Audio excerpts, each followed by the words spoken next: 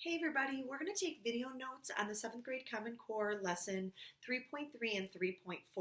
The focus of the lesson is using modeling to solving one-step equations. We're going to be solving equations that you can solve by adding, subtracting, and then dividing as well. All right, so the first thing that you need to understand are the symbols. So if you see a long rectangle that's red or it has a negative symbol in it, that represents a negative variable or a negative x. A square with a negative that's red is a constant, -1. And then a long rectangle that is black, or sometimes you'll see it as yellow, with a plus sign in it, is going to be a positive x, positive variable. And then a square that's black or yellow or a positive in it is going to be a +1. So for today's purposes, red is going to be negative and black is going to be positive. So all four of these problems we're going to solve using modeling rather than algebra. I want to remind you that during any point in time during the video, you need to be starting and stopping. If it's written down, you also need to write it down. If there's something you don't understand, you're writing yourself a note on the side of wherever you're taking your notes, hopefully in your green spiral, or you're going ahead and writing yourself a post-it so you can either hand that to me or shooting me an email so I can be prepared to answer those questions. So let's start with the first problem. I have a long rectangle that's black and then two squares that are black, and then this line represents the equal sign in the equation, and then I have three constants on the right side. So the first thing I'm going to do is translate actually what the problem is. So I have an x, two positives, and then on the other side, three negatives.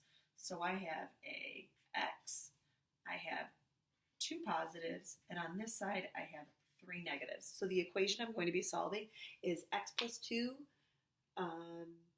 this should be plus, x plus 2 equals -3. Now, anytime I'm solving an equation, the goal would be to isolate the variable. And in this case, this variable is an x. So I need to figure out how to get rid of those two positives. So you thought zero pairs were going away and you were wrong. So I need to go ahead and get rid of these two positives by moving them to the other side. So if I want to eliminate two positives, I am going to add two negatives to create a set of zero pairs. All right, I'm going to go ahead and add two negatives to both sides. By adding two negatives to both sides, these now are two pairs of zero pairs. And then therefore I have in my final equation, x is equal to 1, 2, 3, 4, 5. And those are negatives because they're red. So let's recap what I've done. I had x plus 2, and I needed to get rid of the 2 because in order to solve an equation, I have to isolate the variable. So in order to get rid of these two positives, I had two negatives, creating two pairs of zero pairs. What I do to one side, I do to the other. So my equation was x plus 2 equals -3, and the solution, x equals -5. Let's try it again in example 2.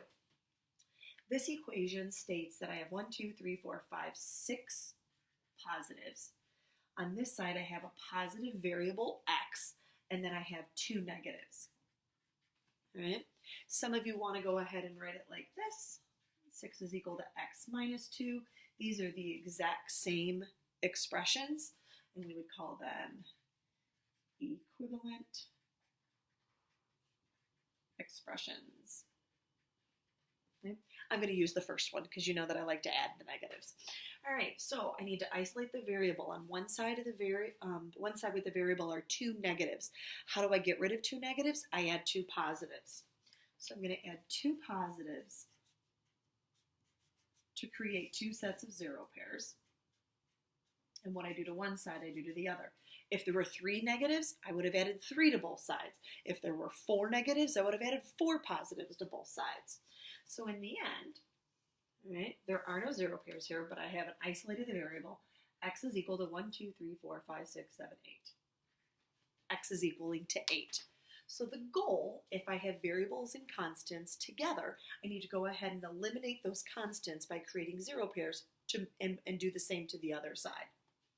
Okay? Example 3 and 4. The variables are already isolated and there are no constants with them.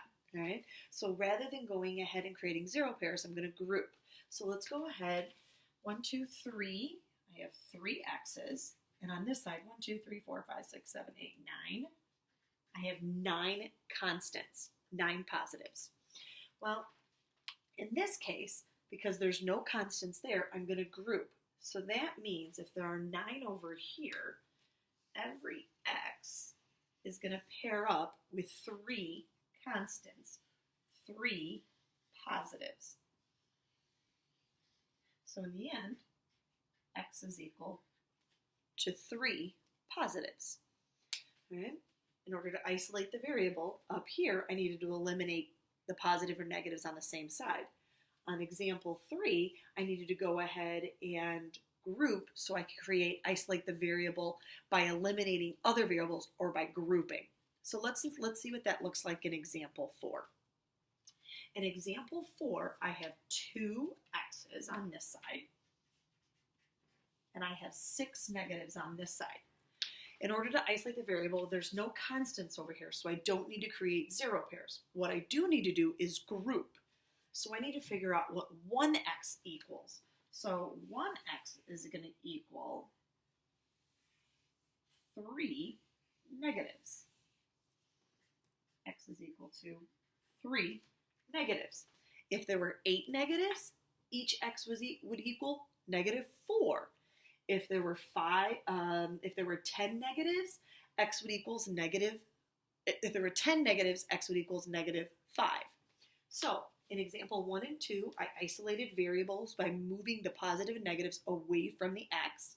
In example 3 and 4, I grouped because there were no mixes of variables and positive negatives. There were multiple variables on one side of the equation.